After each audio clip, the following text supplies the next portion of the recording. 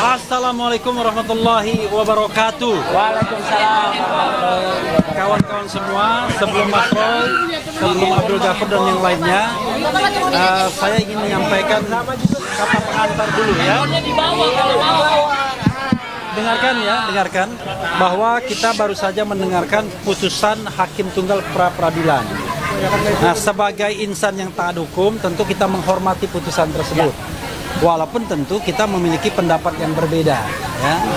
Tapi tetap saja ini adalah putusan yang memang first, final, and binding, yang kita harus hargai. Ya. Hanya memang ada beberapa catatan yang perlu disampaikan. Sebagai contoh misalnya, tadi dikatakan bahwa putusannya tidak relevan lagi untuk mengajukan pra peradilan terhadap pasal-pasal yang menersangkakan Mas Roy. Kalau kami merasa relevansi itu bukan jawaban hukum ya. Yeah. Karena relevan itu lebih pada timingnya kalau tadi. Tadi kan dikatakan kenapa waktu ditetapkan sebagai tersangka pada tanggal 7 November 2025 tidak segera mengajukan pra peradilan. Jadi ini kawan-kawan semua memang selalu ada dilema kalau kita mau mengajukan pra peradilan. Dilemanya adalah ya, kita mengetahui bahwa success story dari pra peradilan itu memang kecil sekali. Yes. Ya, dan bahkan dalam beberapa hal ada politisasi dan lain sebagainya, dugaannya seperti itu. Karena itu pada waktu itu baik Mas Roy maupun Dr. Tifa memberikan benchmarkingnya begini. Kalau beliau ditahan baru akan mengajukan pra peradilan. Tapi sepanjang tidak ditahan tidak mengajukan pra peradilan. Nah, waktu beliau ditangkap pada tanggal 19 Juni 2026 kemarin dan kemudian tidak ditahan pada tanggal 22 Juni, itu pra peradilan diajukan di tengah-tengah waktu itu. Ya, di tengah-tengah waktu itu. Hanya memang bedanya adalah Dr. Tifa mencabutnya, Mas Roy meneruskannya karena ada yang namanya public accountability, tanggung jawab publiknya, yaitu untuk menguji bahwa kewenangan itu tidak boleh dilaksanakan secara sewenang-wenang. Maka kemudian terhadap penggeledahan, penangkapan dan penahanan itu diajukan pra peradilan dan alhamdulillah kemudian dikabulkan. Nah, sebagai follow up dari pengabulan tersebut, nanti akan ada pra peradilan terhadap ganti rugi. Ya. Jadi ganti rugi ini bukan untuk kepentingan kita. Kalaupun nanti dapat ganti ruginya, kita akan sumbangkan ke yayasan, fakir miskin, anti yatim dan lain sebagainya. Nah, adapun ini, ya namanya ini bukan Mas Roy siap atau tidak siap untuk pokok perkara. Ini adalah the lawyer's way. Ya. Ini adalah jalan lawyer, jalan kuasa hukum untuk melihat bagaimana kita membela klien kita. Nah, pra peradilan ini yang kemudian diperkuat institusinya melalui KUHAP nomor 20 2025 yang baru ini memberikan peluang bagi kita untuk menguji sesungguhnya dan kemudian menyetop pokok perkara untuk sementara waktu apakah pasal-pasal penersangkaan itu memenuhi minimal 2 alat bukti atau tidak. Unfortunately, sayangnya Hakim Tunggal pra peradilan tidak menjawab itu. Mereka menjawab timing, katanya sudah tidak relevan lagi. Padahal yang kita tantang sebenarnya adalah apakah penyidik Polda Metro Jaya memiliki minimal 2 alat bukti untuk menersangkakan Mas Roy menggunakan pasal 32 ayat 1 yang ancaman hukumnya 8 tahun. Selama proses persidangan tidak dijawab sesungguhnya. Bahkan mereka tidak mampu menghadirkan satu saksi pun untuk memperkuat argumen bahwa ada saksi, ada ahli yang sudah dimintai keterangannya sehingga pasal ini bisa digunakan untuk menersangkakan Mas Roy. Nah, itu substansinya. Tapi rupanya Hakim pra peradilan buang badan, menyerahkan kepada pengadilan pokok perkara nanti mungkin di PN Jakarta Timur agar bisa kemudian katanya memeriksa kualitas dan yang lainnya jauh lebih katakanlah lebih lebar kesempatannya. Padahal kita tahu bahwa nggak enak loh jadi terdakwa itu kan.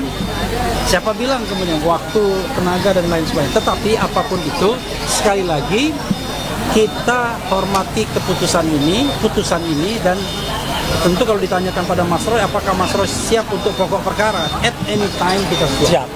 Ya, ini adalah the lawyer's way untuk mencari jalan agar kemudian Mas Roy ringan, ya. Kemudian ringan langkahnya ketika harus berhadapan dengan pokok perkara.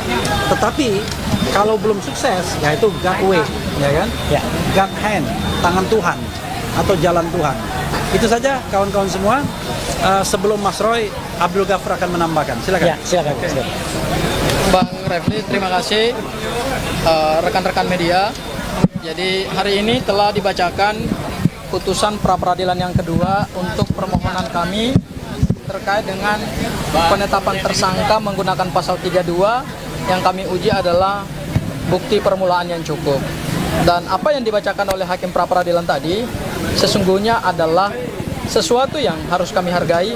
Siapapun tunduk kepada putusan pengadilan karena berlaku dua asas. Asas pertama adalah asas ius curiae novit, yaitu hakim dalam memutuskan perkara tentu hakim dianggap tahu hukum. Dan yang kedua adalah asas res judicata pro varietate habetur, bahwa hakim memutuskan suatu perkara itu benar adanya sepanjang tidak dibatalkan oleh putusan pengadilan yang lebih tinggi. Dan ciri khas dari putusan pra peradilan adalah final and binding. Tidak bisa dilakukan upaya hukum, banding maupun kasasi di tingkat pengadilan yang lebih tinggi.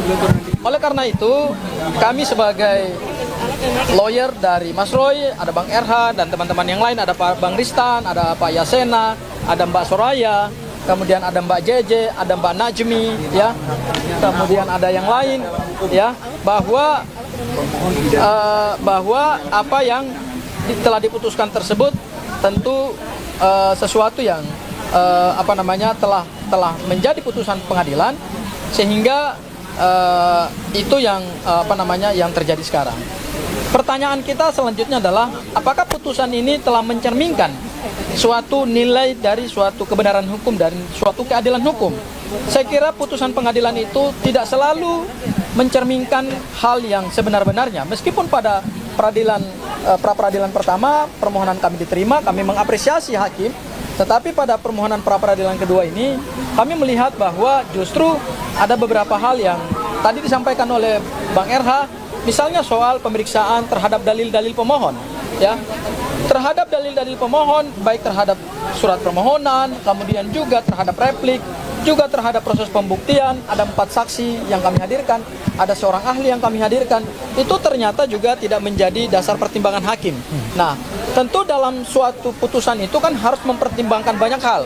Bukan hanya adalah tafsir hakim terhadap aspek formil, tetapi juga terhadap aspek material, yaitu proses pembuktian itu sendiri. Nah, kami melihat bahwa apa yang dibacakan oleh hakim tadi justru tidak menyentuh pada pokok permohonan kami, yaitu menguji sah tidaknya penetapan tersangka dengan menggunakan 2 alat bukti permulaan yang cukup. Hakim hanya menyandarkan pada satu pemikiran, ya itu adalah satu pemikiran hukum ya dari seorang hakim, itu bukan asumsi, tapi itu pemikiran hukum yang tentu debatable, ya, dan itu menjadi satu ruang diskusi hukum juga nanti ke depan dalam kerangka kita memperkaya sistem hukum kita. Yaitu apa? Hakim hanya menyandarkan pada penafsiran bahwa timingnya tidak tepat atau timingnya tidak relevan. Saya pikir ini sebenarnya tidak ada bedanya dengan ketentuan pasal 82 KUHP yang lama yang tadi dibacakan oleh hakim, bahwa berdasarkan KUHP yang lama, suatu perkara pidana kalau sudah dilimpahkan ke pengadilan, itu maka gugur permohonan pra peradilan. Nah, ini kan sebenarnya hampir-hampir mirip gitu. Hanya bedanya adalah di permohonan pra peradilan kami yang pertama, hakim tidak menggunakan penafsiran hukum itu, hakim justru menggunakan penafsiran bahwa penangkapan, penahanan, penggeledahan itu tidak sah, sehingga harus dinyatakan batal demi hukum, dan kami berterima kasih untuk itu. Tetapi dalam putusan yang kedua, hakim tidak menggunakan penafsiran yang sama. Hakim justru menggunakan penafsiran yang berbeda. Dan terakhir dari saya, Bang RH dan Mas Roy, ya, putusan pra peradilan ini justru telah memberikan satu jawaban yang pasti kepada pihak-pihak tertentu yang selama ini membangun narasi, yang selama ini berbeda pandangan hukum dengan kami, karena tadi yang disampaikan oleh Bang RH, ini adalah the lawyer's way. Ini adalah jalan hukum bagi seorang advokat untuk membela kliennya, memanfaatkan atau menggunakan instrumen-instrumen hukum negara yang sah secara undang-undang. Dan ini menjadi jawaban bahwa ada tuduhan-tuduhan yang dialamatkan kepada kami, ya, terhadap Bang RH, kepada saya, kepada Mas Roy, dan semua tim hukumnya Mas Roy, bahwa ini adalah cara untuk kami melakukan pengkhianatan kepada rakyat kalau diterima.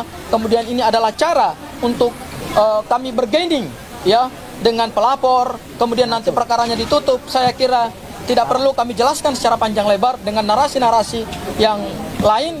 Saya kira putusan hari ini telah memberikan jawaban bahwa tidak ada sama sekali pengkhianatan dalam permohonan pra-peradilan ini.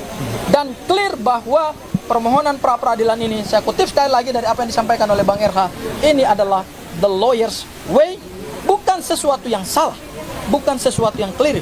Ini adalah sesuatu yang tepat untuk membela kepentingan hukumnya Mas Roy, dan mudah-mudahan ini jadi satu laboratorium hukum, pembelajaran hukum, bahwa kita jangan lelah untuk mencari kebenaran dan keadilan. Barangkali itu dari saya, Mas Roy. Selanjutnya saya akan Mas Roy bisa ditengahin. Kalian ini Mas Roy aja. Kasih napas. Karena begini, kita hargai ada ahli kami yang kami ajukan yang ingin juga menyampaikan pendapatnya. Karena bagaimanapun kontes of intellectual itu nggak apa-apa ya. Oke, silakan Mas Didit. Oke. Terima kasih semuanya ya. Ini Pak Didi dulu ya. Ya, saya mau kasih komentar. Kita tidak boleh mengkomentari putusan, tapi kita boleh mengkomentari pertimbangan hukum hakim. Itulah yang jadi masalah. Yang pertimbangannya adalah kita mengajukan pra-peradilan secara parsial itu disalahkan. Kemudian dikatakan menyalahgunakan kewenangan pra-peradilan. Yang mana itu asumsinya hakim pertimbangannya. Yang kedua, kalau dia bilang begitu, artinya putusannya tidak boleh menolak, tidak dapat diterima karena hanya kualitas. Itu ngawur, itu tidak profesional hakim kalau begitu. Kalau yang namanya dia bilang hanya bicara soal katanya begini, ini memecah. Siapa bilang kalau misalnya kita ada ditetapkan 5 pasal, kita keberatan 1 boleh. Kenapa nggak boleh? Kita keberatan atas misalnya pasal pembunuhan, ya boleh. Yang lainnya penipuan, pencurian. Iya, saya ngakuin, saya mencuri, saya menipu. Tapi saya tidak membunuh, saya keberatan dengan pasal itu. Dan itu pernah dilakukan oleh tim lawyer ini, ya, keberatan tentang satu pasal. Tidak dibilang begitu pertimbangan hukum, ya, luar biasa ini. Dan kalau misalnya menyalahgunakan wewenang, tidak ada. Kita pemohon itu adalah pencari keadilan, bukan orang yang memiliki wewenang. Menyalahgunakan wewenang pra-peradilan itu siapa? Itulah yang membuat putusan, yang menyalahgunakan kewenangannya dia, ya, sebagai pembuat putusan. Di pertimbangannya itu yang kacau. Nah, materi ini menunjukkan bahwa hakim dalam membuat pertimbangan tidak profesional. Itu bisa dilaporkan. Nggak bisa itu kayak begitu, ya, membuat analogi sendiri. Di hukum pidana material sudah dilarang, pasal 1 ayat 2, bahwa pidana tidak boleh dengan analogi. Tetapi di hukum formil pun harusnya demikian, tidak boleh dengan asumsi, ya. Bagaimana sih orang namanya, kalau kita aja waktu diperiksa saksi, saya diperiksa sebagai ahli, diberikan waktu yang terbatas, buru-buru. Udah jam segini cukup. Mau diperiksa semuanya, nggak bisa. Semua pasal diulas, bisa berjam-jam. Harusnya hakim memberikan keleluasan untuk pembuktian, tidak buru-buru, ya. Itu juga tidak profesional. Itu menghalangi, ya, keadilan, ya. Percuma kalau kayak begitu. Hukum yang sangat tidak bagus. Ya. Gimana Mas Roy? Kita kena Mas Roy. Ntar dulu. Kalian ini harus info.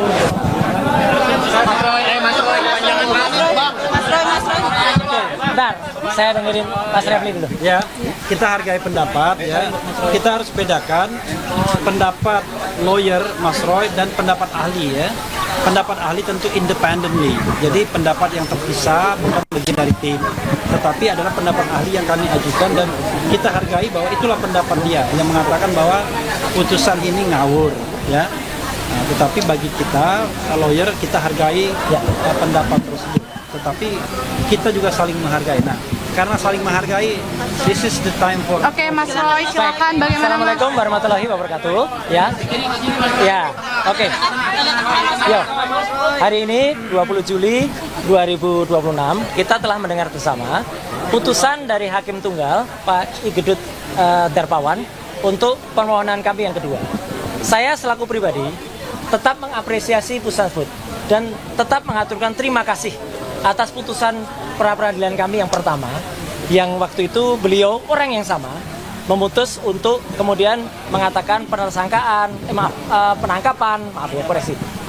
penahanan dan juga penggeledahan itu tidak sah.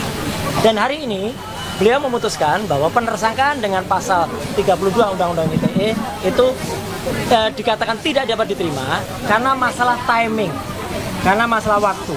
Kita sudah mendengar semua pertimbangan dari kuasa hukum saya. Ini ada pertimbangan yang berbeda. Kalau dulu mungkin beliau melihat secara komprehensif, ya, secara semuanya. Sekarang hanya melihat waktu saja. Karena melihat waktu bahwa tadi dikatakan oleh Hakim Tunggal bahwa waktunya sebenarnya sudah diberikan kesempatan. Bagaimanapun juga kami, ya, khususnya saya tetap mengaturkan terima kasih dan apresiasi. Tapi bagi saya lumrah, ya, lumrah hal ini. Jadi ada kadang-kadang Hakim Tunggal itu yang memutuskan itu menyetujui, ada kadang-kadang yang memutuskan tidak menyetujui. Nah, bagi saya menyerahkan sepenuhnya. Langkah selanjutnya pada para kuasa hukum saya, Mas Refli, Mas Abdul Ghafur Sangaji, Bu Soraya, Mas Tristan, kemudian Pak Yasena dan lain sebagainya. Ya, saya menyerahkan sepenuhnya. Apakah kemudian mau lanjut dengan pra-peradilan yang keempat? Karena apa? Karena pra-peradilan yang ketiga sudah kami daftarkan. Dan insya Allah akan bersidang pada hari Selasa tanggal 28 Juli yang akan datang. Dengan materi adalah ganti rugi atas putusan pra-peradilan yang pertama. Nah, ini kita bisa uji nanti. Apakah putusan ganti rugi itu akan kemudian diterima atau ditolak?